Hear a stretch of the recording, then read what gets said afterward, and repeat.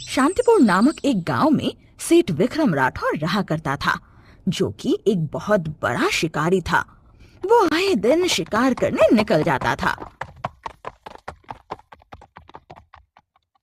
और बहुत सारे मासूम पक्षियों की जानें ले लेता था। उसकी पत्नी, जिसका नाम सितारा था, वो अपने पति के इस काम से बेहद ही चिंतित रहती थी, क्योंकि वो पक्षियों से बहुत प्रेम करती थी। वो रोज अपने पति से चुपकर पक्षियों के लिए पानी और दाना रखा करती थी, जबकि दूसरी ओर उसका पति पक्षियों के शिकार में व्यस्त रहा करता था। एक दिन विक्रम राठौर शिकार पर जाने के लिए अपनी बंदूक निकाल रहा था कि उसकी पत्नी आकर उसे कहती है, आप कब तक इस खूनी खेल के पीछे अपना समय बर्बाद करते रहेंगे? बस कीजिए, छोड़ दे, इन मासूम पक्षियों की जान लेना छोड़ दीजिए। तुम तो जानती हो भाग्यवान, मैं तुम्हारी सारी बातें मानता हूँ, परंतु ये नहीं छोड़ सकता। अब हम इस बारे में बात नहीं करेंगे। ये मेरा शौक है, जिसे मैं मरने नहीं दूंगा। अच्छा, तो आपको मेरी एक शर्त माननी पड़ेगी, फिर मैं आपको नहीं रोकूंगी शिकार करने से। कैसी शर्त? हाँ हाँ चलो ठीक है, बताओ अब मुझे क्या करना होगा। आपको सिर्फ 10 दिन तक जंगल में रहना होगा, उन पक्षियों और जानवरों के साथ जिनका आप रोज शिकार करते हैं, लेकिन आप उनका शिकार 10 दिनों तक नहीं करेंगे।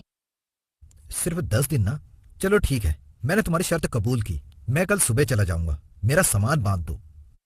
अगले दिन सुबह विक्रम अपना सामान उठाकर जंगल में चला जाता है। जंगल में हर तरफ पक्षियों की मीठी मीठी संगीत की आवाज विक्रम से रहा नहीं गया और उन पक्षियों की आवाज का पीछा करने लगा। वो सुंदर पक्षी एक कोयल थी, जो कि एक पेड़ पर अपने घोंसले के पास गई और अपने छोटे छोटे बच्चों से प्यार करने लगी। ये देखकर विक्रम हैरान हो गया। वो लगातार उसे देखता रहा। जब उसने अपने आसपास नजर दौड़ाई तो उससे और भी पक्षियों के घोंसले नजर आए। थोड़ी देर में सब पक्षी एक साथ अपने घोंसले से निकल पड़ते हैं। विक्रम भी उनका पीछा करने लगा, जैसे कि वो जानना चाहता है कि वो कहाँ जा रही है। थोड़ी ही देर में उसने देखा कि एक जगह पर पानी और दाना पड़ा है। ऐसा लग रहा था कि ये भोजन इन पक्षियों के लिए किसी इंसान ने रखा होगा। पक्षी उसमें से पानी पीकर कुछ दाना अपनी चोंच में पकड़कर वापस अपने घोंसले में जाते हैं और वो दाना अपने बच्चों को खिलाते हैं। ये सब देखकर विक्रम अपने से कहता है, मैं कितना मूर्ख था कि मैं इन छोटे से पक्षियों का शिकार करता था। मैंने कभी नहीं सोचा था कि इनका भी घर परिवार है। सितारा हमेशा से सही कहती थी, परंतु मैंने उसकी बात कभी नहीं सुनी। मैंने बहुत गलत किया, जो बस अपने शौक के खातिर इन मासूम पक्षियों को जान से मार दिया। विक्रम अभी खुद से बातें ही कर रहा था कि उसकी नजर एक घायल चिड़िया पर पड़ती है, जिसकी चोंच में दाना था और वो अपने घोंसले के पास गिर गई थी। विक्रम उसके पास जाकर जब उसे हाथ लगाता है तो वो मर चुकी थी। उसका एक छोटा सा बच्चा घोंसले में रो रहा था। विक्रम वो दाना उस बच्चे को अपने हाथ से खिलाता है और बहुत जोर जोर से रोने भी लगता है।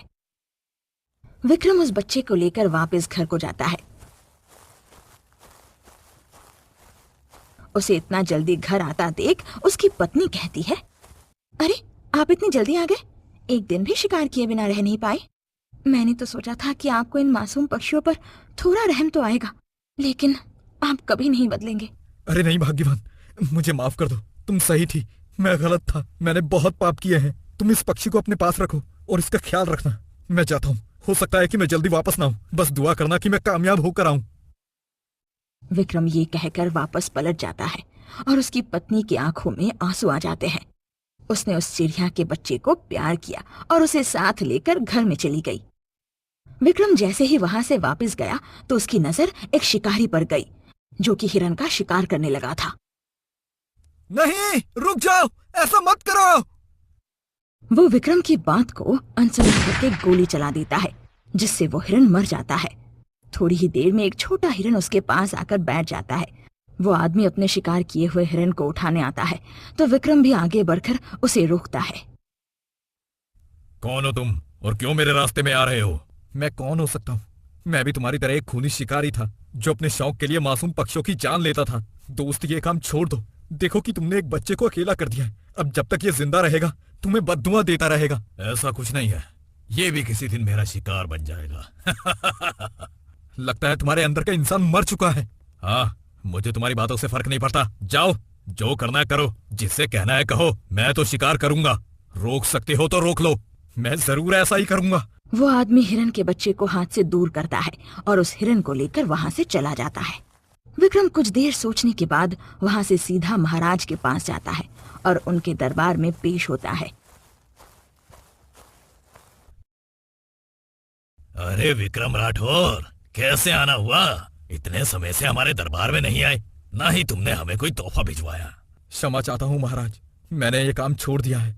अब मैं शिकार नहीं करता और आपसे भी यही विनती करने आया हूँ कि इस शिकार को रोकिए। ये तुम क्या कह रहे हो? ये तो तुम्हारा शौक था, तुमने ऐसा क्यों किया?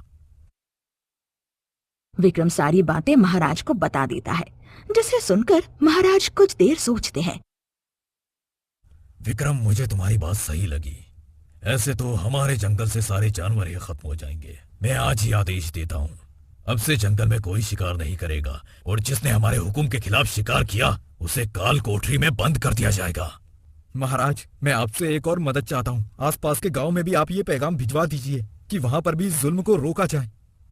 ठीक है, मेरे सभी राज्यों में बहुत अच्छी जान पहचान है, मैं ये पैगाम भिजवा देता हूँ। अब से कोई भी शिकार नहीं करेगा। महाराज, आपका बहुत बहुत धन्यवाद। अब मैं चलता हूँ, अगर कोई भी काम हो मुझे जरूर याद कीजिएगा।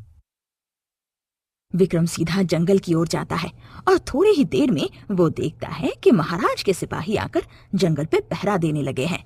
विक्रम ये देखकर बहुत खुश हो जाता है। वो जब वापस जाने लगता है तभी उसकी नजर एक महिला पर पड़ती है जो कि जंगल में पानी और दाना रख रही थी। विक्रम उसके पास जाता है। आप ये बहुत धर्मनिष्ठ काम कर रही हैं, ऊपर वाला जरूर आपसे राजी है। जब वो औरत पीछे मुड़ती है तो विक्रम ये देखकर हैरान हो जाता है कि वो औरत और कोई नहीं, उसकी खुद की पत्नी ही थी। मुझे नहीं पता था कि मैं इतना खुश भक्त हूँ। मैं तुम्हें पाकर धन्य हो गया हूँ। कल से मैं भी तुम्हारे साथ ये धर्मनिष्ठ काम करने आया करूंगा। मुझे भी आप पर बहुत गर्व है। आपने जो काम किया है वो बहुत बड़ा है, मेरे काम से भी बहुत बड़ा। अभी वो बात कर ही रहे थे कि कुछ पक्षी आकर दाना खाने लगते हैं, जिन्हें देखकर वो दोनों मुस्कुराते हैं।